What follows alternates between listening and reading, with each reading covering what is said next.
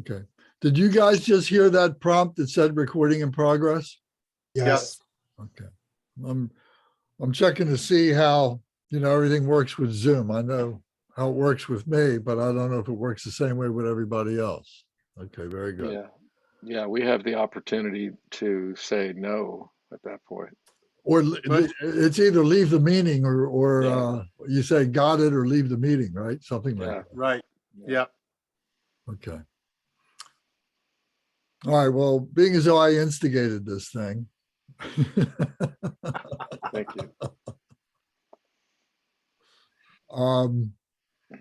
I was able, to take a few minutes to organize my thoughts about this and to organize kind of an outline of the string of pearls.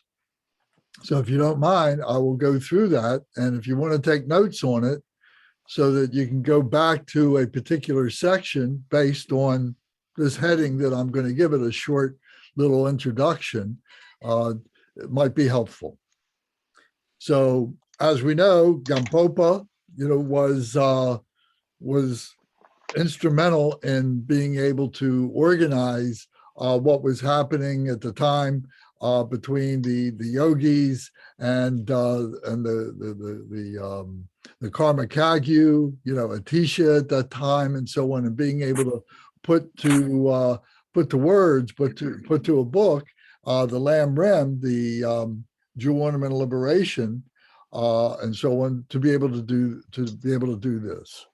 So this string of pearls is a series of teachings that he gave, oral teachings that he gave, and that were, transcribed by his students. That's the description that they have about the string of pearls, what this book is about.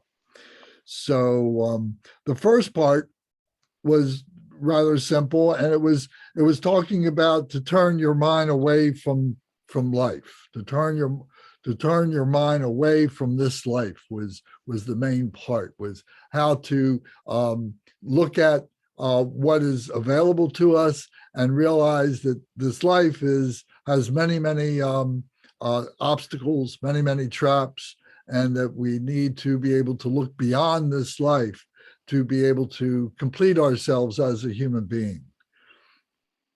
The second part was to enumerate the preliminaries of the main practice, or to enumerate the practice as the preliminaries, the main practice itself, the objectivelessness of the result, which is showing the dedication, the emptiness, so that there are preliminary things that we do, there is a main practice, and then there is a dedication at the conclusion of our practices. The third section was training in ultimate bodhicitta through effort, through the guru, through Mahamudra, through preparation for death. So those four categories were the main point of section 3. Training. Could you repeat those? Yes. So training ultimate bodhicitta through effort, through the guru, through Mahamudra, and preparation for death.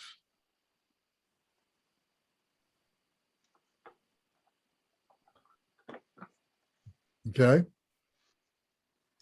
Then 4 was to practice love and compassion, to focus on beings, to focus on phenomena, and again, to focus on objectivelessness. So he uses the term objectivelessness quite a bit, which we discussed and saw it as a parallel to emptiness.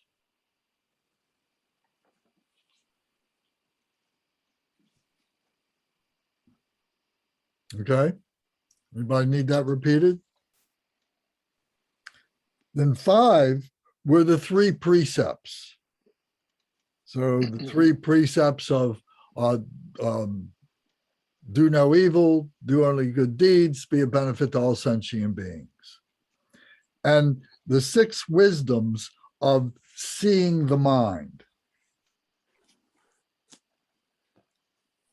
So the 6 wisdoms, maybe that's enough to say that, but in that section, they're enumerated, and I'll go through them very quickly, is the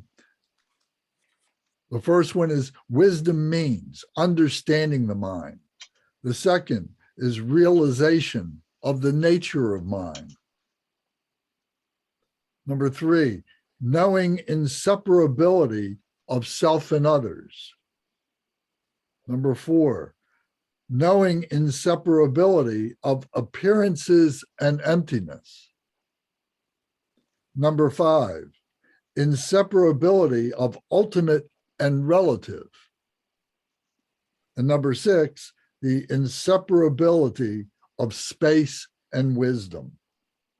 So these are the 6 wisdoms that are only known and realized by the mind looking at itself.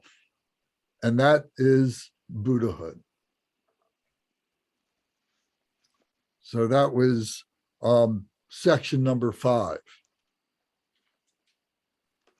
Section number 6 is critical thinking, free of elaboration.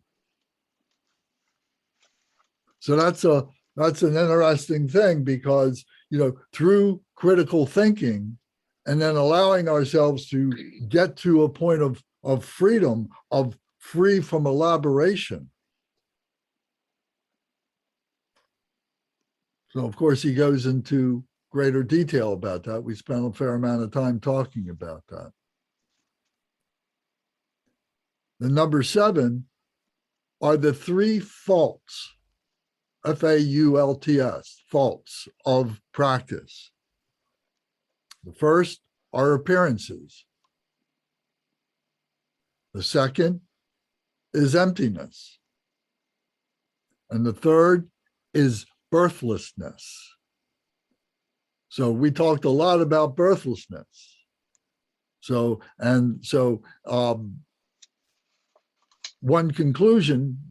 point that he comes to is that this birthlessness is free from dualistic knowledge. Free from dualistic knowledge, this birthlessness.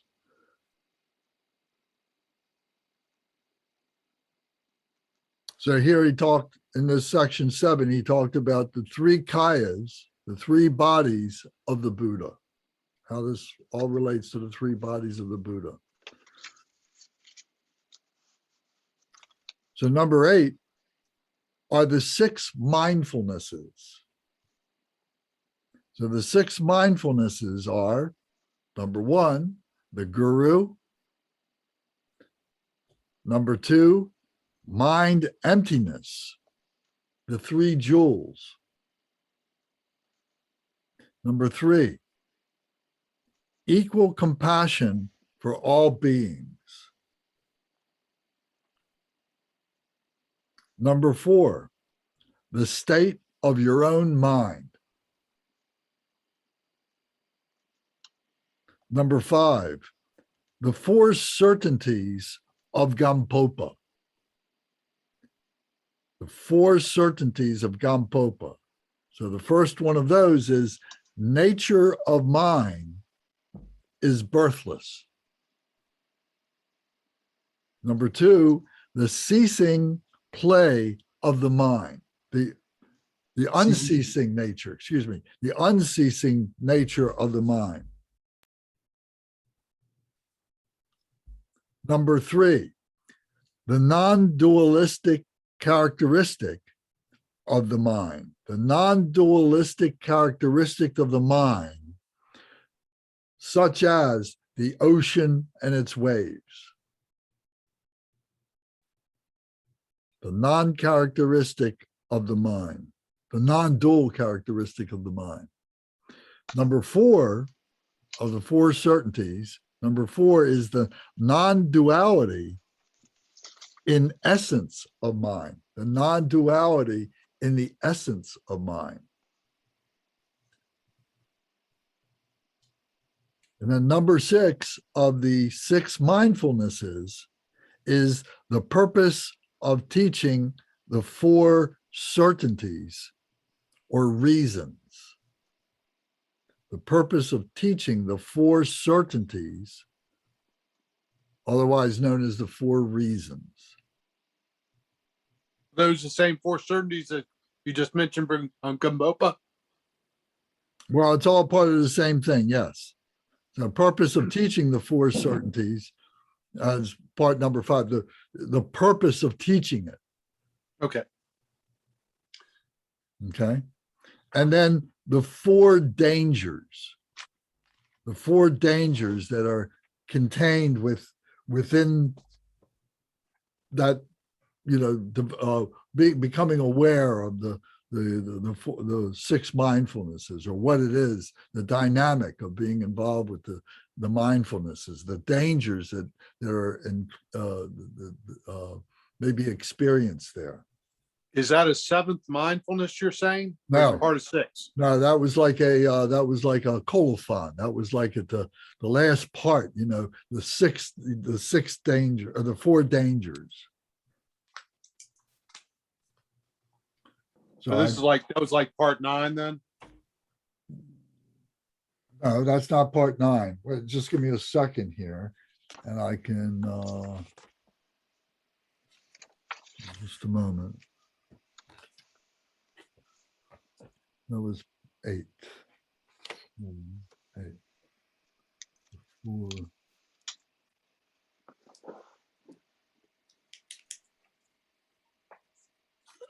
So the 4 dangers would be the 4 extremes.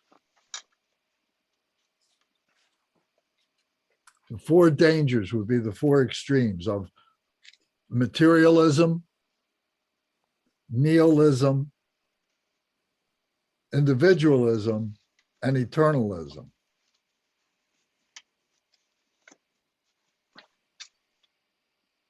So actually there is a correlation then. So with number 1 of the 4 reasons, the 4 certainties, the birthlessness, nature, the nature of mind is birthless, that would be materialism. And then the unceasing play, the second part, the unceasing play is taught because of danger of emptiness, and that would be nihilism. And the third one, the characteristics are taught because of falling into the extreme of dualistic appearances. That would be individualism, the danger of individualism. And then the fourth, their essence is taught because they are non-dual, because the thought, they are non-dual. Intellectualism would be eternalism. So, you can see Gampopa was really bringing, a lot of things that we might have learned in different things, through our career of getting to this point, and bringing them all together in these teachings, in this string of pearls. So it was a great vocabulary builder. I got a question for you, Lance. Could you quickly run through the 6 wisdoms of seeing the mind? I got most of them, and I hope you're going to write all this out because it's so good. We ought to get a printed copy. That'd be a lot of work. Yeah, well, you're retired. You got some time. Okay, well, maybe it deserves a write-up, Lance. Well done. Well, thank you very much. I appreciate that. But, I think it's up to everybody to do it for themselves. Yeah, it's kind of hard though. I was writing real quick. Well, I can repeat it. So that was the 4. What was it you asked me for? Number 6, the wisdoms of the 6 wisdom. It was actually number 5. You said something about 3 precepts, but then you said the 6 wisdoms of seeing the mind.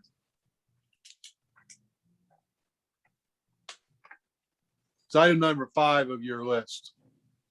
Number 5 of the list was the I 3 think it was. precepts and the 6 wisdoms of seeing the mind. Yes. All right. So Did the you say 6 anything about the wisdom- 3 precepts? what's that? Did you say anything what the 3 precepts were? Well, the 3 precepts are do no evil, do only Okay. good deeds, and be a benefit to all beings. Okay, thanks. Or tame your mind. Sometimes it's expressed as tame your mind. So you want the 6 wisdoms again? Yeah, lay it on me. Number 1, the wisdom. Wisdom means understanding the mind. So this was under part 5. So the first one, wisdom means understanding the mind.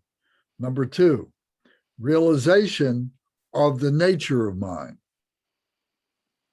So developing wisdom from that. Okay.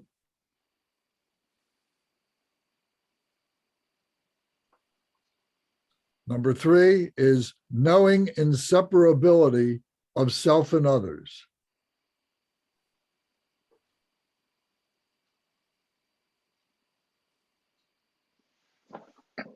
And number 4 is knowing inseparability of appearance and emptiness.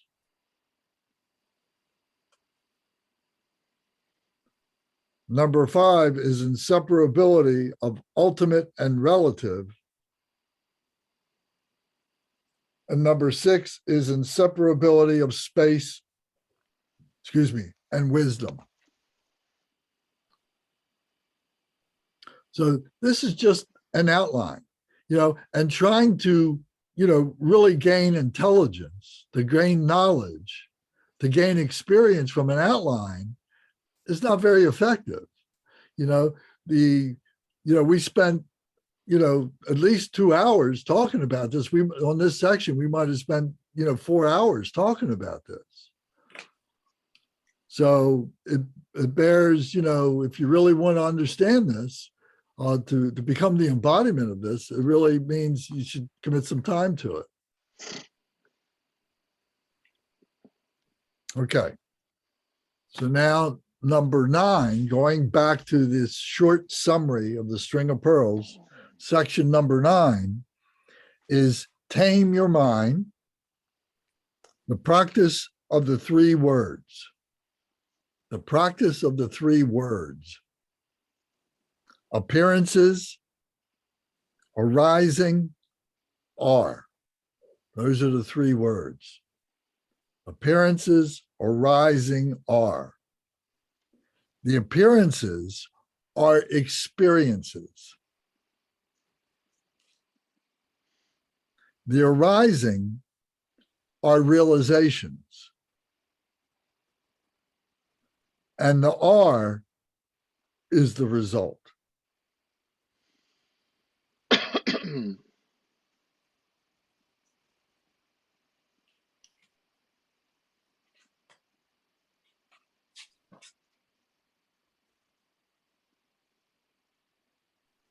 Okay, so section number 10 is motivation for Dharma practice.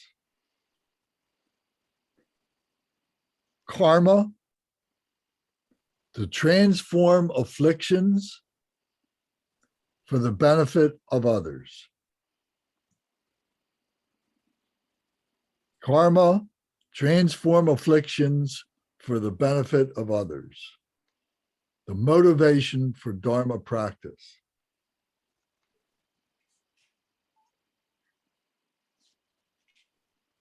So then section number 11 was look into duality, recognize and eliminate faults. I'll repeat that again. Look into duality, recognize and eliminate faults. Just delve into where faults are hidden to expose them.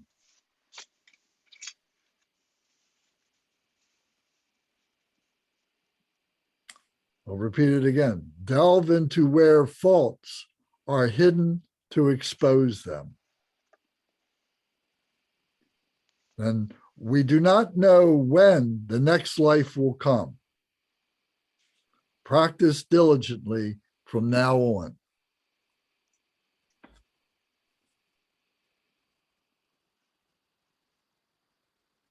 Do you need me to repeat any of that? Bernie has an encyclopedic mind. Not quite, but thank you. He wouldn't need the paper that I'm reading from.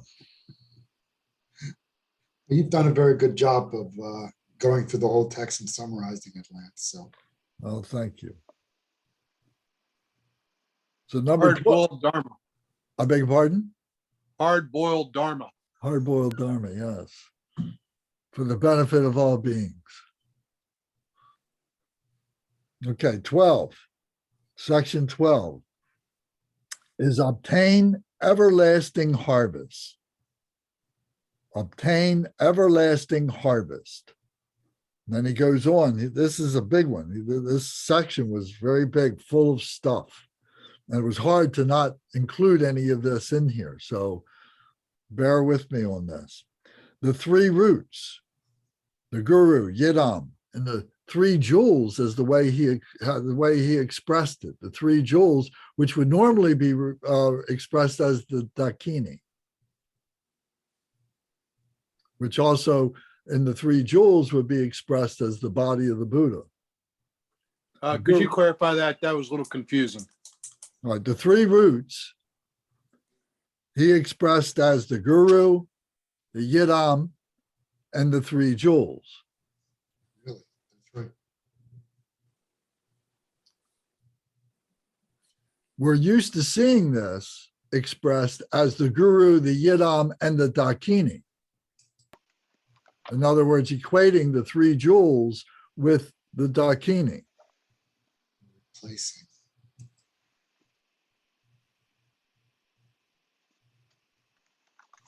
Okay. Obtain everlasting harvest. The perfection vehicle, the paramitas. The perfection vehicle is the paramitas.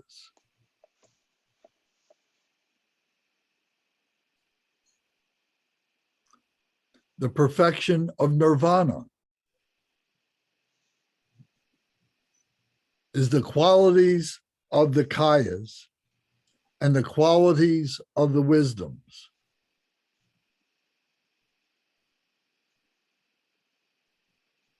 And then beware the good and bad actions.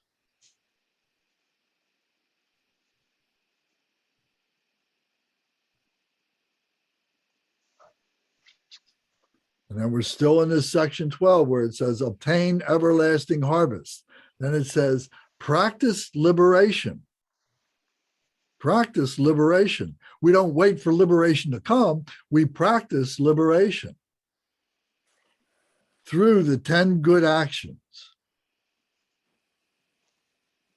the 10 dharma conducts,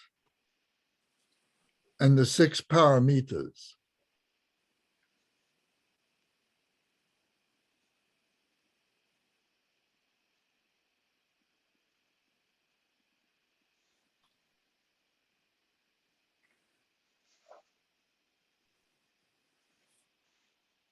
You need anything repeated so far? Are you numbering these parts of section 12? Am I numbering them? Yeah. No, I haven't. No. But I gave you headings. You know, I emphasized the headings. So now the next part of 12 is ultimate truth realization. This is obtain. We're still talking about obtaining everlasting harvest. So ultimate truth realization, freedom from thoughts of. So if you use this analogy that he's using, this harvest is like these crops are growing, and some of them are growing wild, and some of them have to be cultivated. But nevertheless, they are there for us to harvest. if we sow the seeds, it's then incumbent upon us to make the harvest.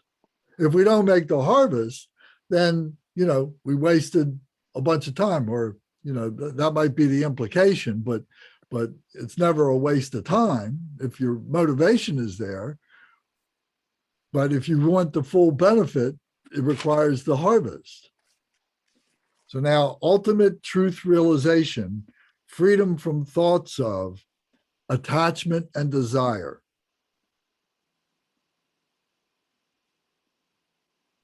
Pride of arrogance. And language of terminology. Remember, we talked about that quite a bit. The language of the terminology.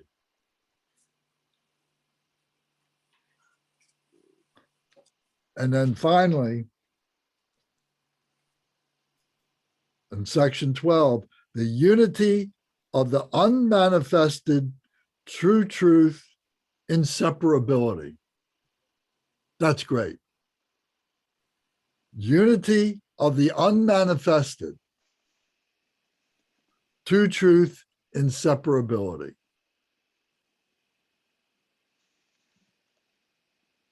So there was at least a paragraph about that, maybe more.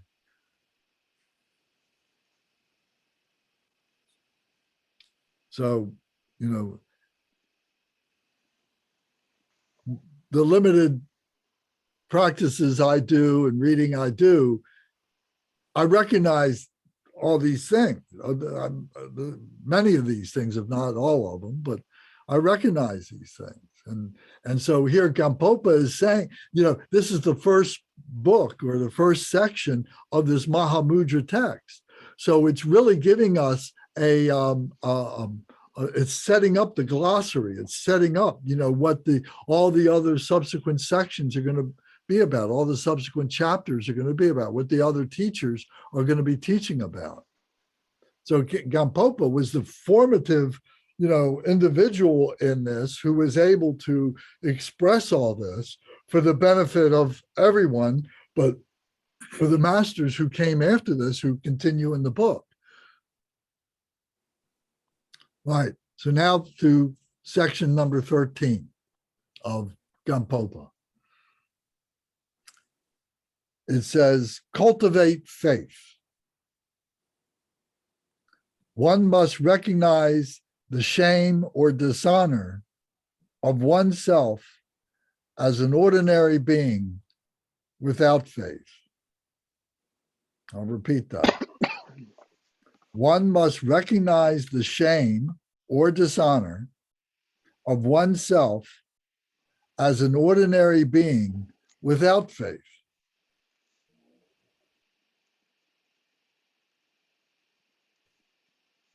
And it's really interesting to me, someone who talks and works with people, in Buddhism 101 and stuff, and how people have a resistance to that. They're trying to intellectualize rather than to allow themselves to cultivate faith, to recognize faith. And they keep intellectualizing and they keep, screwing themselves in the ground. What does faith mean here, Lance? Trust in the teachings? Well, Openness sure. to them? Yeah, trusting faith, yeah, sure. We talk about the three faiths. The trusting faith in the teacher, the trusting faith in what's being said, and the clear experience of the faith of having that within yourself. You're yearning to do it, and then the clear faith that comes out of your yearning and the trusting in the teacher. Then you begin to see the reality of it. You begin to experience that which is happening. So you begin to trust in the clarity of what is happening. Yeah, I don't need that. I just had it figured out in my head, right, Lance? Well, maybe so.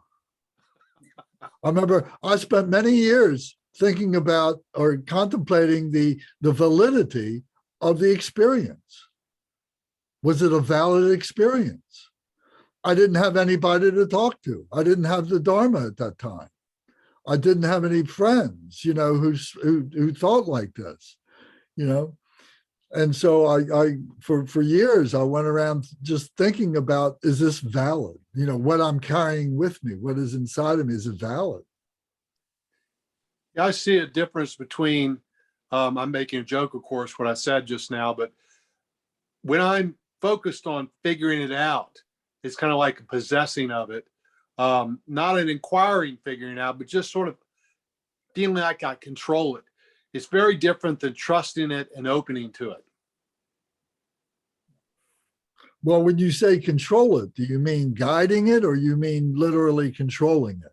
Because it's beyond our control.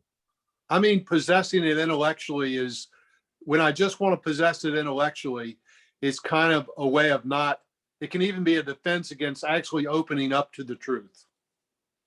Okay. All right, well, let me move on. All right, so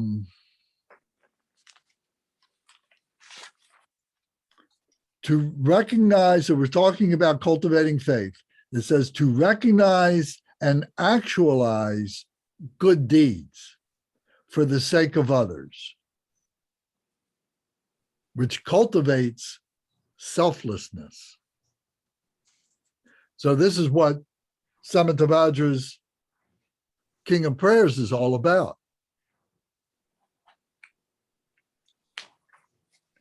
To recognize and actualize good deeds for the benefit of others. So the practice that we just went through in Buddhism 101 for the past 8 weeks was going through and studying the King of Prayers, and it's priceless. I mean, the thought came to me today that if you were looking at an equivalent to this in other traditions, you'd have to go into the basement of the Vatican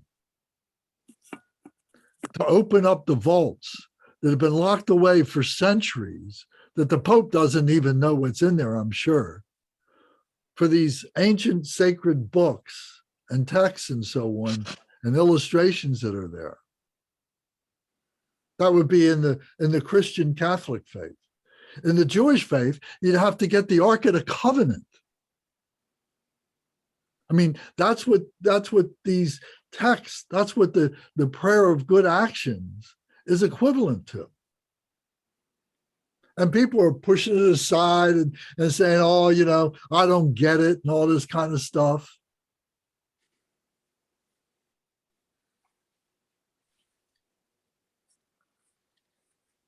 Does that make sense to you, Michael? Because you've been in the 101 sessions with us. What do you think of that? Yeah, I agree. I think even in the history of Tibetan Buddhism, there's the practice of burying stuff. What do they call it? So it's terma or something like that. But the Christians and the Judeo-Christian folks did a lot of that, possessing knowledge and stashing it away for a later day, or hiding it because it was too much for the general public. And yeah, you'd have to, I mean, the Dead Sea Scrolls, the Gnostic chapters, we'd have to be continually over in the Middle East digging in the sand to come up with the same sort of meat that we get out of that prayer. Well, not to go off on too much of a tangent on that idea, but the Nag Hammadi, scriptures, the Dead Sea Scrolls, that you're just referring to, was discovered by what, a shepherd boy or something like that.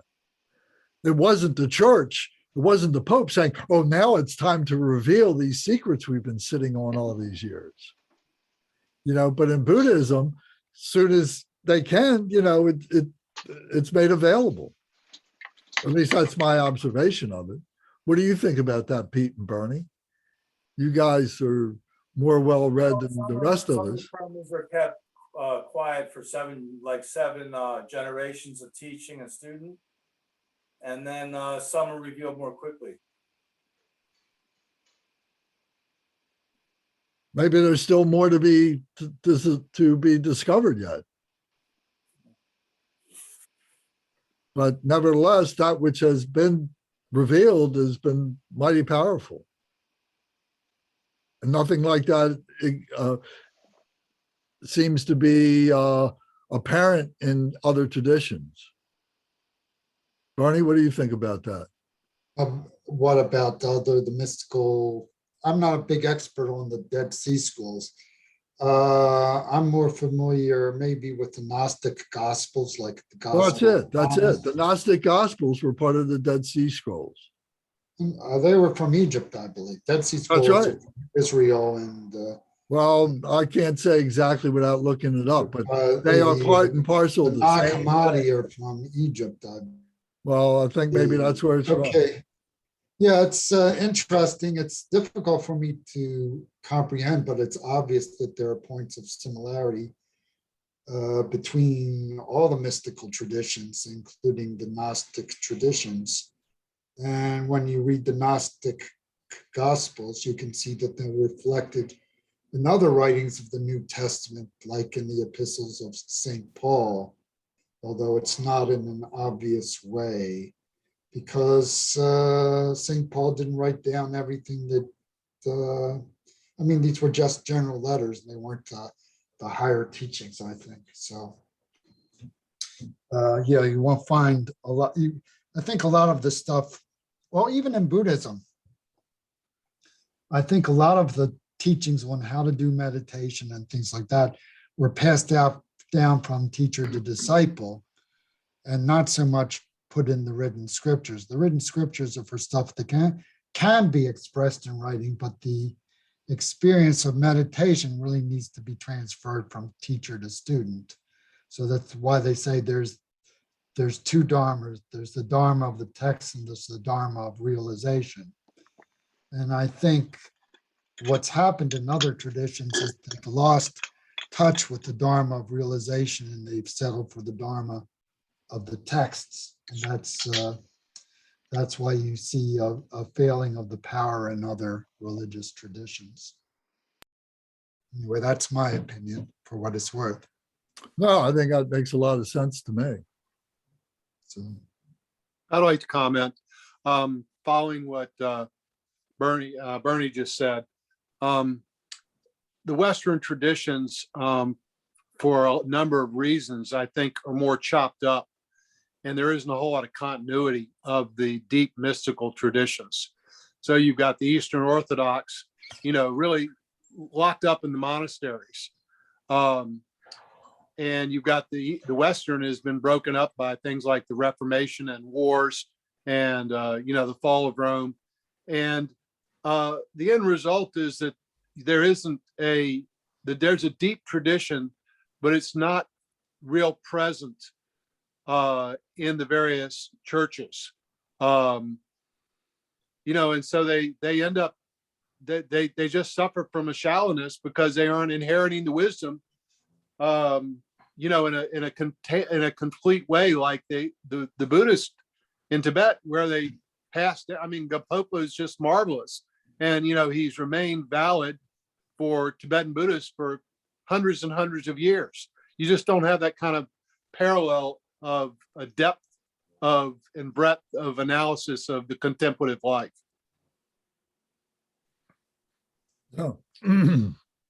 And talking about the Dead Sea Scroll, talking about the Gnostic Gospels, that's a good point, because there is something that has been revealed, albeit maybe it was by accident or whatever, but the organized church just pushes it aside and says, "Oh no, it was because the things that weren't orthodox were destroyed, and wars got a lot of things too." I'm talking more about the mystical tradition. The Gnostic Gospels shed light on that, but the depth of development of the mystical tradition has just not been passed down in the teachings of Christianity to the masses. And you don't even have monasticism anymore in the Protestant denominations. Okay, well, my point is that the Gnostic Gospels read like Buddhist text. You know, in the meaning, not in the language of it, but in the meaning of it. You know, what it is referring to, and so on. The book of Thomas and the book of Judas. You know, it just clears up so many other things, and the apocalypse, you know, is redefined. The book of the apocalypse. What do they call that? Is that Revelations. the book of Revelations, right?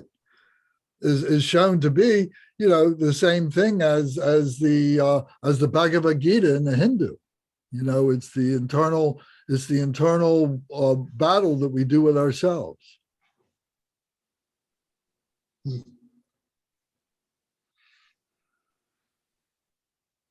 Okay. All right. So on to point 14. I just want to finish with point 13 and just make sure that you got this, that this last statement was to recognize and actualize good deeds for the benefit of others, which cultivates selflessness. You know, that's a very important point. You know, it's very easy to take it for granted.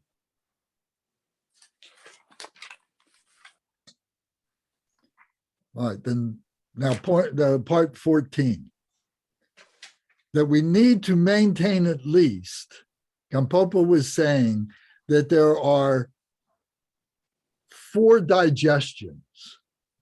There are 4 eating the food, the way he called it. Eat the food. So the eat the food is, number 1 is realization. Number 2 is meditation. Number 3 is meditation, is lesser meditation. Number 2 is deeper meditation. And number 4 is good actions, which is body and speech. So this is kind of descending. It starts at the very top. It starts at realization. Then below that is deep meditation. Then below that is lesser meditation. And below that is good actions of body and speech. So he's saying that we need to maintain at least one of those. Then he goes on to say that we need to remain in the area. And there's 3 areas. So we need to remain in one of these 3 areas. The areas are, starting from the top to the bottom, are the mountains. Then below that would be in a closed retreat.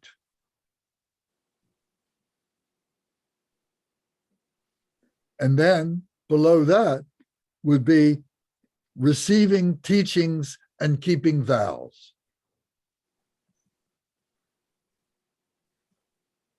So he said, take one of those to remain in one of these 3 areas. And then the next part here was to engage in both kinds of conduct, not one, but both of these 2 conducts. One is staying within the Dharma to accomplish benefit to others. Staying within the Dharma to accomplish the benefit to others. And then the second conduct is proper behavior to give others respect and confidence in you. For you to remain in the proper behavior to give others respect and confidence in you.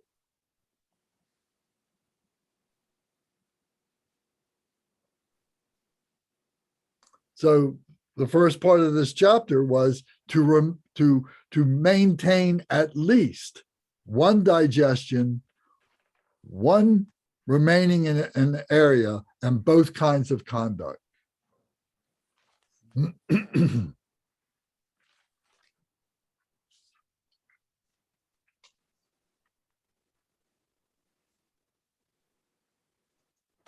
Is this okay? Shall I carry on or somebody else want to speak? I got a question. Are you actually just giving a brief summary of each of the sections of the book? Yeah. Okay, finally caught on. So, Yeah. so you're still in 14? So That was 14. I just finished Okay. 14. Okay, that helps a lot. I was trying to figure out some things. I wasn't it. Thanks. I needed to hear that. Yeah, he's summarizing each section of the book. Right. That's essentially what Lance is doing. Yes. Okay. Shall I carry on? Depends. How does everybody else feel? Oh, it's interesting. Okay. Keep going, Lance, and plan to write it up. I'm glad we're taping it.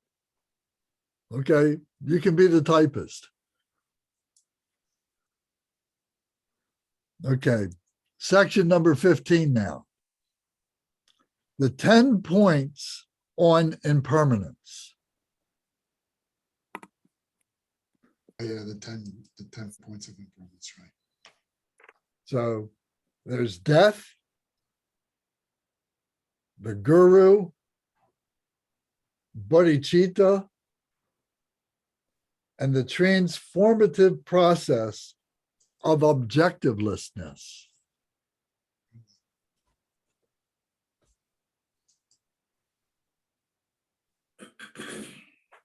Death, the guru, bodhicitta, and the transformative process of objectivelessness. That's 4. Then samadhi, no focus on any phenomena. It's interesting.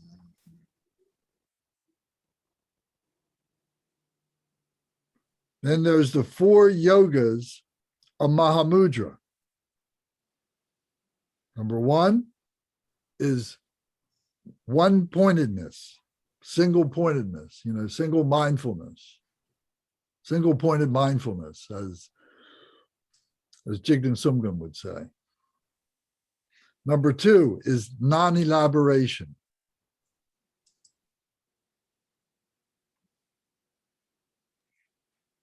Number 3 is one taste. And number 4 is non-meditation. And we discussed this a lot. And, it never occurred to me, I don't know whether we used the word or not, but post-meditation is non-meditation post-meditation. And I would think that it has to be. I think it's when meditation happens when you sit and you're in the same condition when you're out. Okay.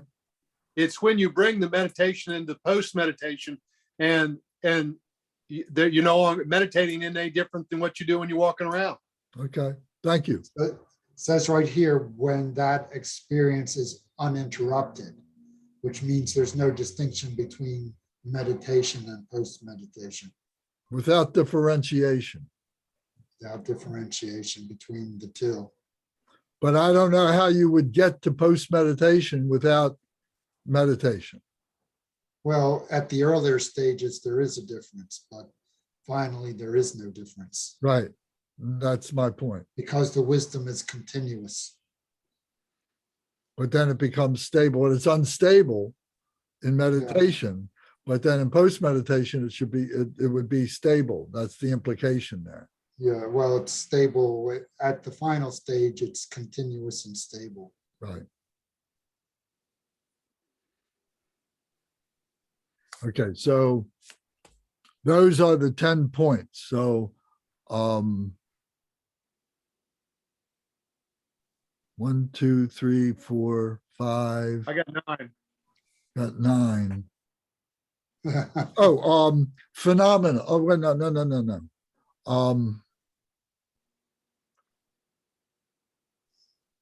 Yeah, I'd have to go back in the book and look, see if I might got my notes. Oh, here it is. This practice will accomplish both your own benefit and that of others. So the accomplishment of the practice.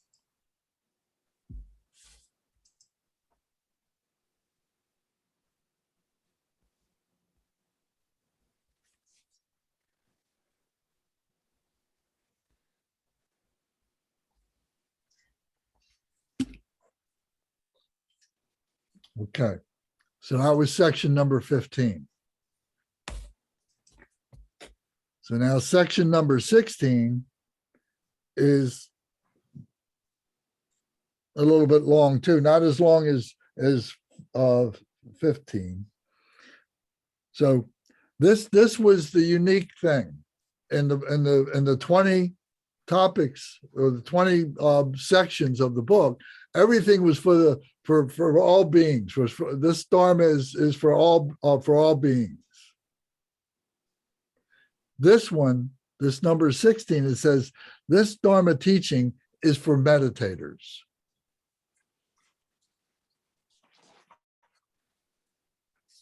So here it says the 3 yogas of meditation. There's the mantra yoga, which awakens, the substance yoga, which is knowledge, and 3, the phenomena yoga, which is experience.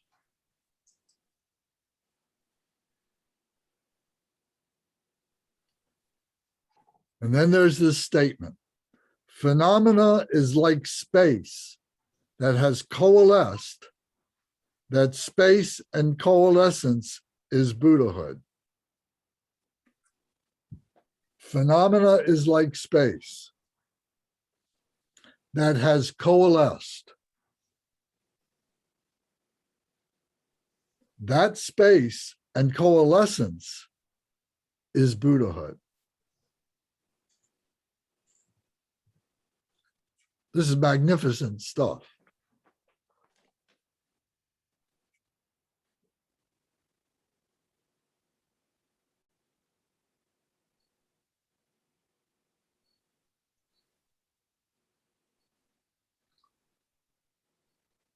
Where do you get the coalescence? I'm just curious. What do you mean? Where do I get it? I don't see Is the there a word there. is there a word in this section? Yeah. Where? Well, I'd have to dig it out. I'm not Is it seeing the, that. I thought you were looking at the quote at the top of page 55. Well, I don't know. I'm looking at my notes. Okay. Says, phenomena is the realization that all phenomena are like the center of pure space. This is the realization of the equality of self and others, of is and is not, and so on. Then it follows it with a quote. Well, maybe it's my word. Let me see. Coalescence, I don't see that word. 16. I think it's your choice. It could be my word. I use that word a lot. I like that word. Co-emergence, of course, is a big word in Mahamudra. Co-emergence. Right, exactly. Co-emergence. 16. Meaning was there from the beginning. Yeah, well, if you say I'm not looking at the text, I'm looking at my notes, and I've got coalescence in here, but maybe that's my my translation of that. Or interpretation. Interpretation's better word. Yes, thank you. I have a question about co-emergence. Yeah. Yes. Is that the same as when confusion dawns as wisdom? Well, I think so. To me, that's the coalescence. When you see these divergent things all, coming concentrated on the same spot and seeing it all now as the same, that to me is the coalescence.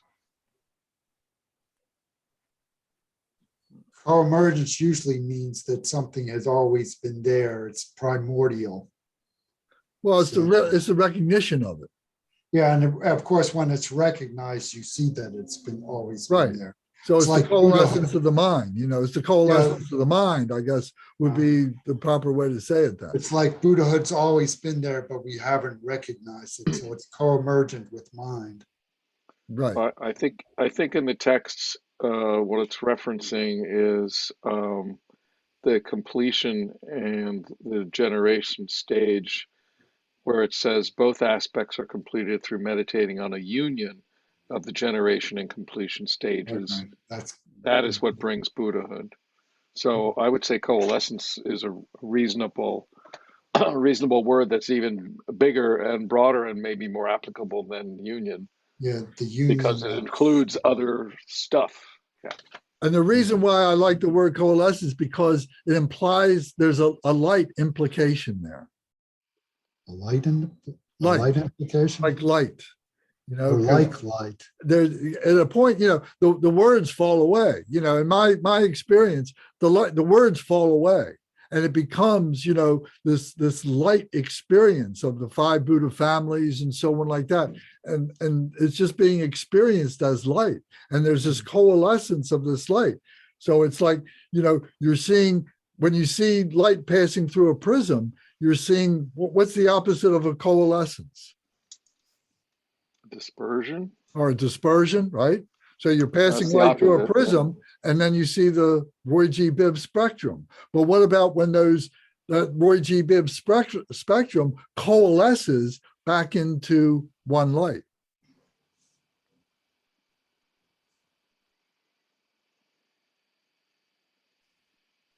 It's interesting that at the center of the mandala, often Vairocana is white light, and then around him in the four directions are the red, yellow, blue, and green lights. And they're all described as clear light. So it's clear white light, clear blue light, clear red light, clear yellow light, clear green light.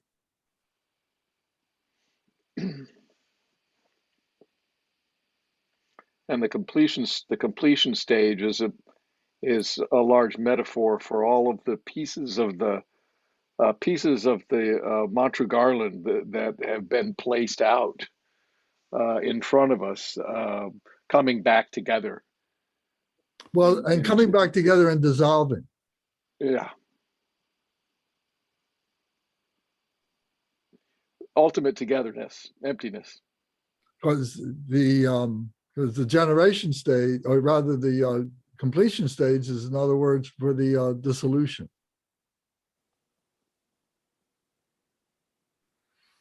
Okay, so going back to this section number 16. So I'll repeat again, phenomena is like space that has, using my word, coalesced, come together. And that space and coming together, coalescence, is Buddhahood. So then, this next statement, he says, meditate on mantra. Then meditate on substance. Then rest in non-attention, like the center of objectivelessness, space, of objectiveless space. I'll repeat that again. Meditate on mantra, then meditate on substance. Then rest in non-attention, like the center of objectless space. So going back to the very beginning of that part 16, where it said mantra yoga is awakening, is awakes. Mantra yoga awakes. So meditate on awakening. Then meditate on substance. And it said that substance yoga is knowledge. And then it says phenomena yoga is experience. Then it says, then rest in non-attention, like the center of objectiveless space. Rest in non-attention. Objectless space.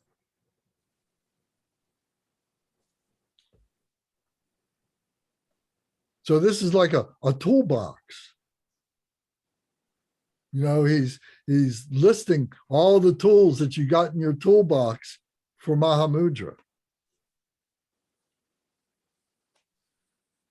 And like Bernie said, you know, there's no text that gives you instruction for Mahamudra. It is a direct instruction from the guru, from your master. Yeah, I think that's true of all genuine meditation, not just Mahamudra, but all meditation traditions. It has to be directly from the teacher and not from a book. Yeah, and it certainly includes in the fivefold path of Mahamudra.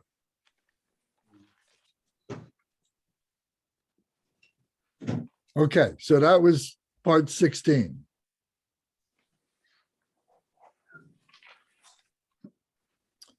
Part 17 now is the practice of the 10 good actions, is the practice of the 6 perfections, and it benefits beings.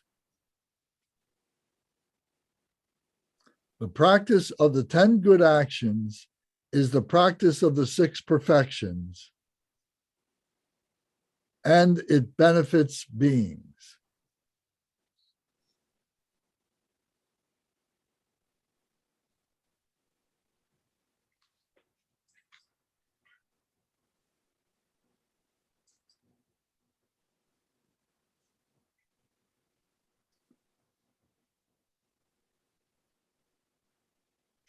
And then the next statement to this was the 10 bad actions are the root of the entire Dharma.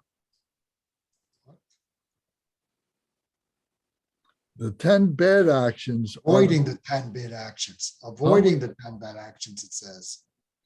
Not the 10 bad actions, but avoiding the 10 bad actions are the root of. You see that in the book? Yeah, it's a direct quote here. Avoiding the 10 bad actions is the root or the foundation of the entire All Dharma. right, well, good. Well, thank you. I'll write that down. I would hate to think that the 10 bad actions are the root of the Dharma. Well, Inch, I ended up in a bad place because you missed a word there. well, and that's why, you see, that's a very good point. And that's why I wasn't ready to commit this to any kind of writing because, it's interpretive. This is my, my consolidation of this, and it's prone to, misjudgment.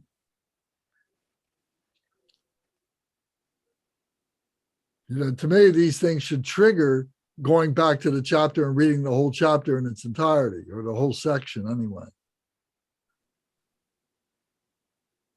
Okay, so avoiding the 10 bad actions are the root of the entire Dharma.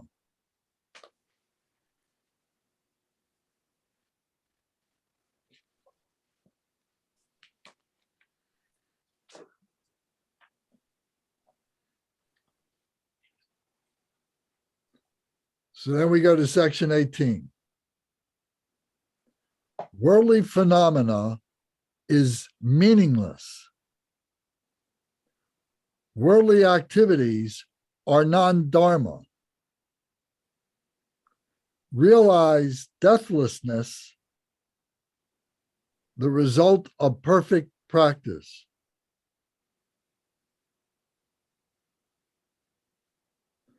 Realize on the path, the result of medium practice. Realize not born in lower realms, the result of minimal practice. Right.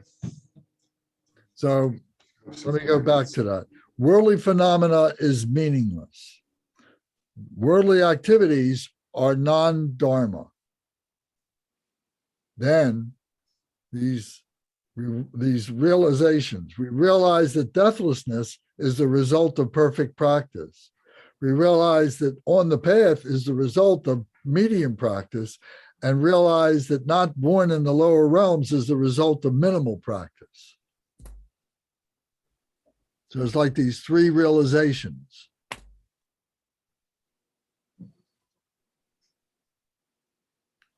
And then ultimately, there is no meditation and no meditator.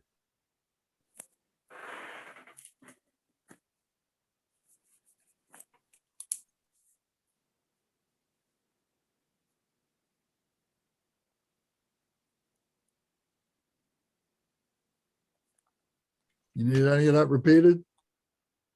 It's in the book. Right. Okay. And number 19, the deliberate motivation to practice, or deliberate motivation to practice. The 6 causes to practice. So the 6 causes to practice are, number 1, crush what is not crushed.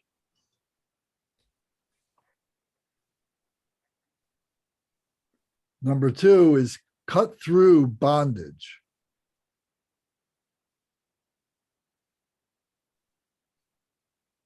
Number 3 is counter attachment.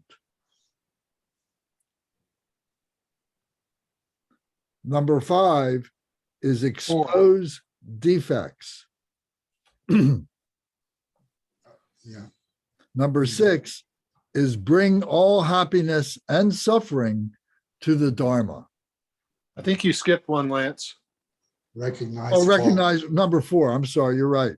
Number 4 is recognize faults. Did I say that? No, Now you what's number did. 5? No, 5 was expose defects. And 6 is bring all happiness and suffering to the Dharma. Right. So this is deliberate motivation to practice. And these are the 6 causes to practice. And then here is the admonition to wake up each morning with motivation for good actions.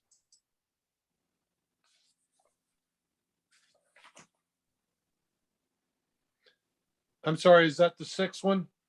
No, That's another point. that's another point. The 6th one was bring all happiness and suffering to the Dharma.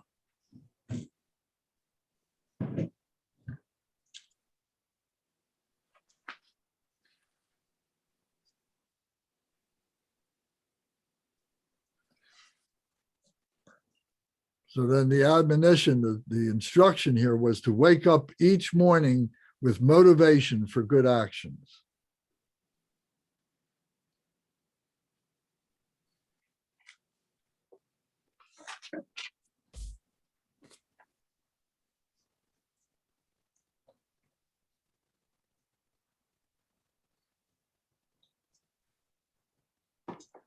Okay. I like your summary.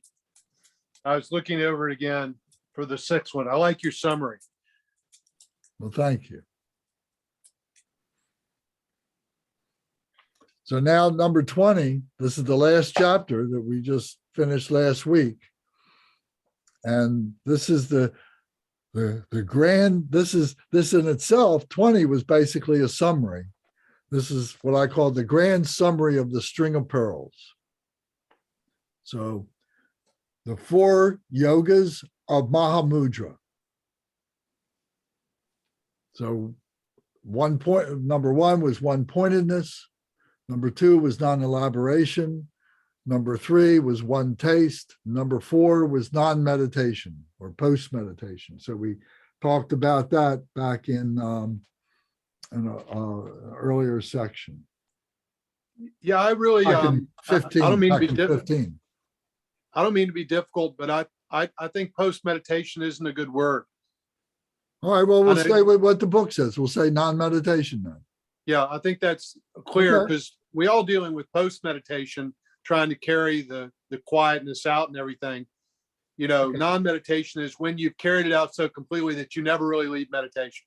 All right, point well taken.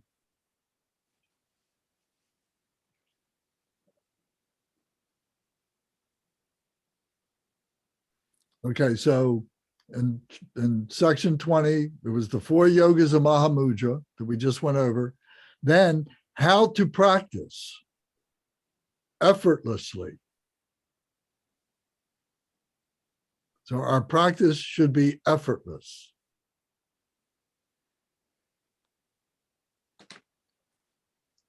And the qualities that appear.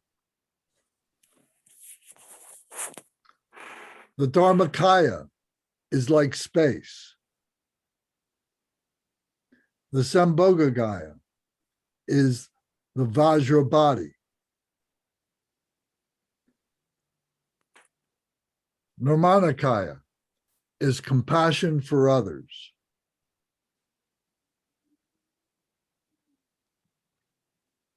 So those are the qualities that appear.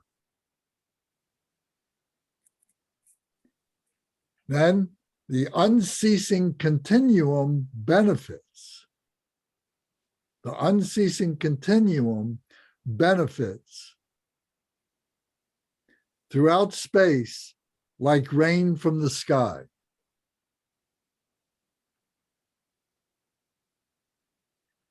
So when I think of continuum, I use the word continuum and tantra as interchangeable in this sense here. Helps me to understand what tantra means is the continuum. So the unceasing continuum, the tantra, the practices of tantra benefits throughout space like rain from the sky. So in other words, it's all pervasive. And it's the natural, yes. I'm looking at something that I printed. I think I must have found it on one of the Garchin related websites. Do that? It's a special refuge that he wrote with the visualization. And the refuge is, I take refuge in the Dharmakaya, which is like space, in the Sambhogakaya, which is like the clouds, in the Nirmanakaya, which is like the rain, in the Galupas, who are like the three trunk, in the Sakyapas, who are like the three branches, in the Nyingmapas, who are like the flower, and the Kagupas, who are like the fruit, and in all mother sentient beings, who are like the ground. That is lovely. Can you get us that to us? Yeah, I'd I love could to take read it. I could take I could take a picture Do and send something to it. get it to us. It's beautiful. And the visualization is unfolds from that he's written, that which Yeah. ties it all together. Yeah, I'll do that now. Yeah. Send us a link or whatever. It's just lovely.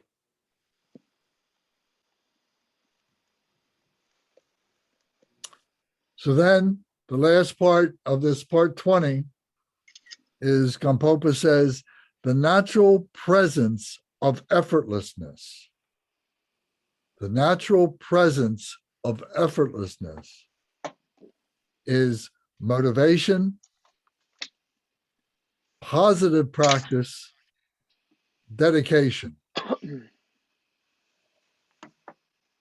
And all that is, the dynamic is between the teachers and disciples. The actualization of that is teachers and disciples, motivation, positive practice, and dedication. So we're ending up where we began. Because this was, I think, part two, the synopsis of part two in the very beginning.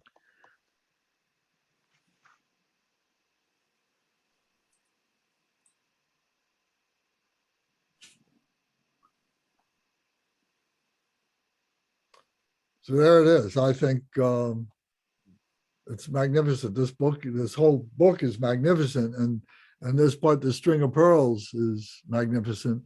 And I think this is why they talk about Gampopa as the Dharma Lord. You know, it's and as I was reading further in the book Mahamudra, and I was asking Kempo Samdup and Kempo Kunchok Tupsang and everything about who these authors of these texts were. And they, oh yeah, you know, he's so great and everything. And yeah, we studied him when we were back in Shedra and everything.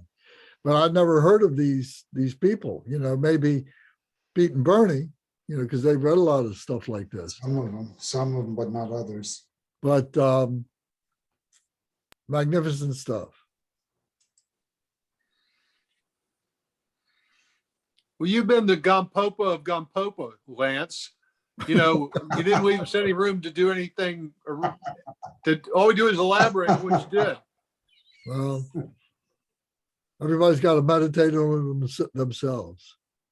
And you know, I love our class because, you know, you didn't take 10 minutes, but this was what we needed to do, is run with Lance's you know, close to section of Gampopa.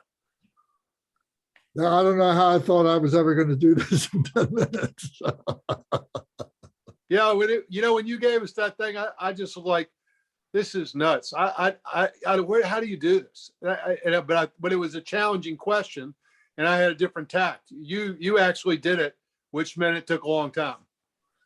Well, what was it? What was your result? I was focusing on a couple things. that are sort of like angles that capture it all. You know, I was looking for a quicker summary, basically, by focusing on elements, essentially. I mean, you've been thorough. You've been fairly exhaustive for, I mean, your notes, if they're like mine, you've got about 4 pages of notes. So you boiled down 30 pages of Gampopa to, bullet points on 4 pages, something like that. That's a very useful exercise. For the benefit of all beings. Gave me a headache, but I appreciate it anyway, Lance. I'm just kidding. I love it. Now I know where I got my headache. Only kidding. Only kidding.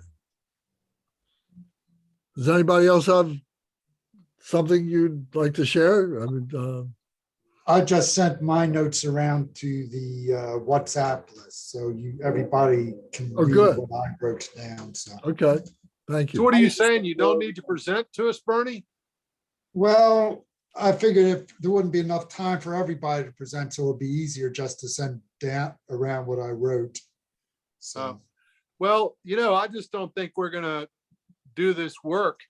Well, we're at 8:30. Don't we usually end at 8:30? Yeah. we usually end at 8:30. Well, we need another week. We need another week to hear from the other 6 people. I mean, I don't have any problem with Lance giving us the thorough digest. But clearly we're not done with, doing our summaries. Well, yeah, I just sent around my notes and I really have nothing to say except read what I wrote. So it's just sending them around is fine with me.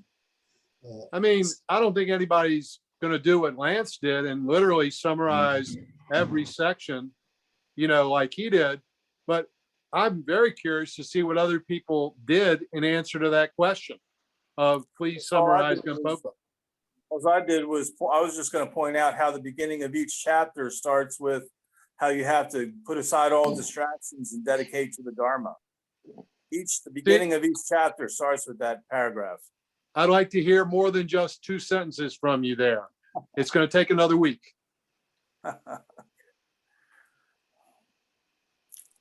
know I can't wrap up my thoughts, that I did a little bit of preparation, nothing like Lance. I can't wrap them up in 1 minute or 2 minutes. Well, I'm fine with that because Adrian and Tom aren't here tonight and they've been part of this from the very beginning. So, Yes, it would be good to have them participate in this and not just have to watch it passively and so on and to allow them. It's a blessing to be able to do this work, to do the study, to do the contemplation of this. That's a blessing. And if we don't accept the blessing, that's like, Gautam Rinpoche hitting you on the head and you not realizing that he loves you. Well, I'm glad we taped it because it really is worth listening to again. And the people that weren't here would have really missed something. I'm glad I spoke up for them. All right. Well, then we'll continue next time with our next section with this, and Bernie can present his, and we can fact check them. Yeah, you can pile on me. Well, you did it. That's fine. It's fine. You did it to me in real time. That's okay. That's okay. Yeah, I got something I wanted to say. I did section 7 where they went through the non-elaboration, the one taste, and the non-meditation. Didn't call it that in that section, but that was the first section where I think he kind of really laid out those 3 sections, 3 parts, and then he kept on coming back to it. And when we first, my point I wanted to make is when we first got to 7, we were, kind of picking our way through it, wrestling our way through it. Now we're conversing in this stuff because we've heard Gampopa talk about it a number of times.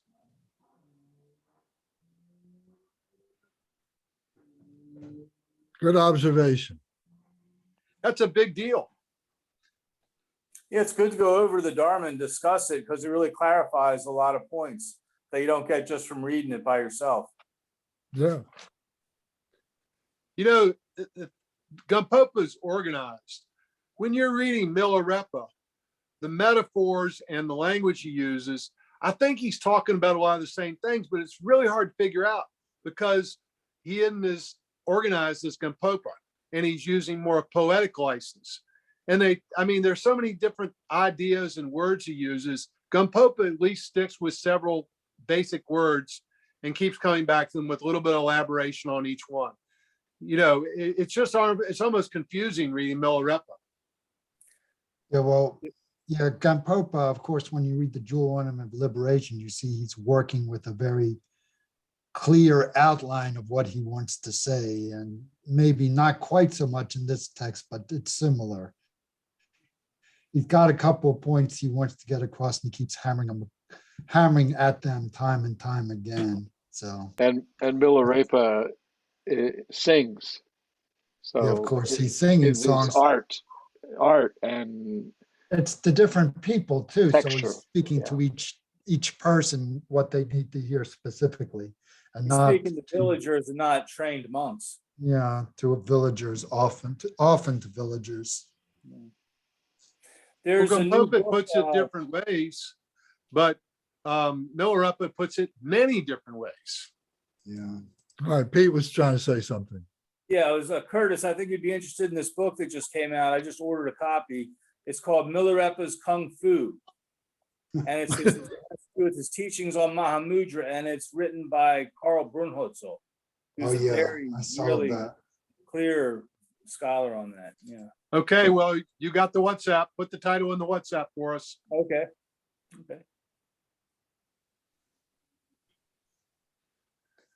Put the Amazon link in there for us. That's